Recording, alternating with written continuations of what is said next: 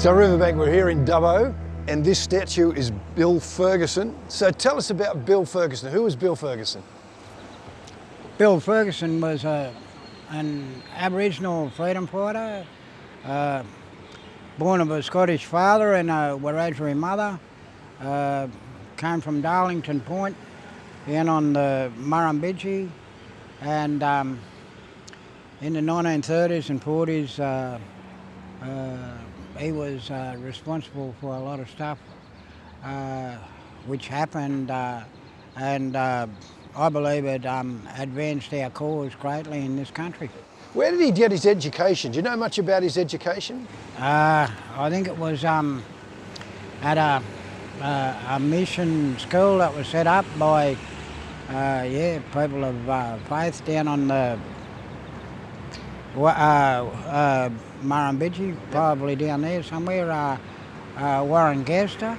So Bill Ferguson also had a faith, and he was involved in churches here in Dubbo.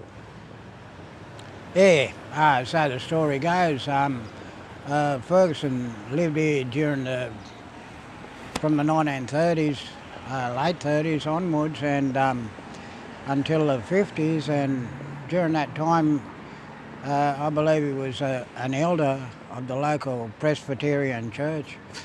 It was at a time prior to Aboriginal people even being granted citizenship in this country, so the fact that Ferguson could achieve that office in one of the churches in this then village was phenomenal, I think. Yeah. What were the sort of things that Bill Ferguson was fighting for?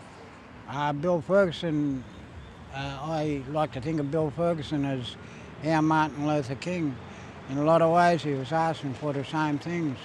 He wanted to sit down at the table of brotherhood, as it were, and share from the same meal as everybody else. He wanted a piece of the pie for our people, and I don't think there's any shame in what he was asking for. I don't think it was too outrageous. Yeah. He was involved in both the union movement and the ALP? That's correct. Yeah. What sort of roles did he have with those?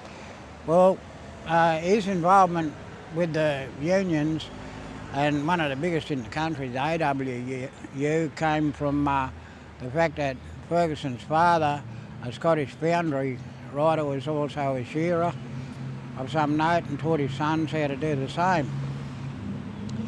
For Ferguson, his road to Damascus moment, as it were, came when he was about 18 or 19, working in the sheds. It was as if for the first time he noticed that when they got paid for their work, his cousins were paid less than him. He asked his father about this, and his father said it's the colour of their skin. I believe it was in that moment that Ferguson, the real William Ferguson, was born. He stood up. He decided in his heart of hearts, I believe, that from there on in he was going to make a difference, and he did. Yeah. I believe he did that based on the assumption that, or the assertion that Mum's black, so I'm black. These are my cousins. Yeah. This fight is my fight. Yeah. You see, Ferguson was fair enough, of a fair enough complexion that he could pass in the white man's world.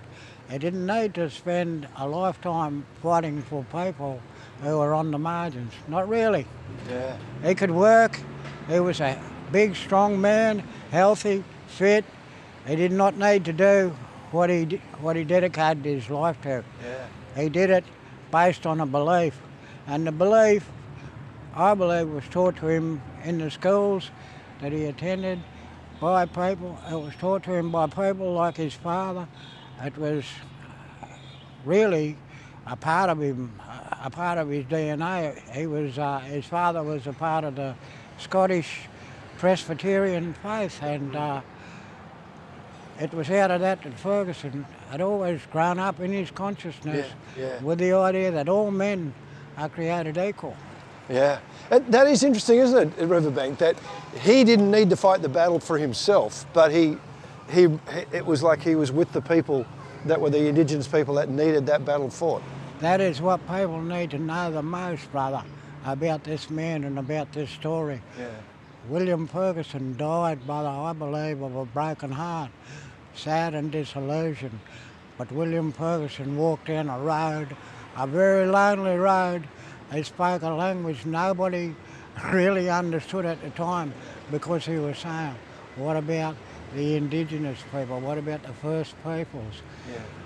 Yeah. Even his own people looked strangely at him, because it was better not to make too much noise, yeah, to keep your head below the parapets, as it were, and not get it knocked off in the process.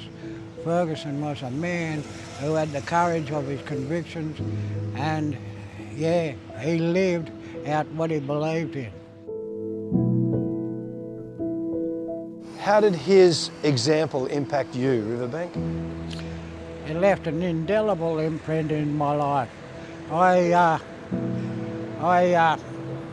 come from a family who had a faith myself, and so, you know, in some ways my upbringing was not dissimilar to William Ferguson's, in that my father was a Christian, my mother was Christian. But I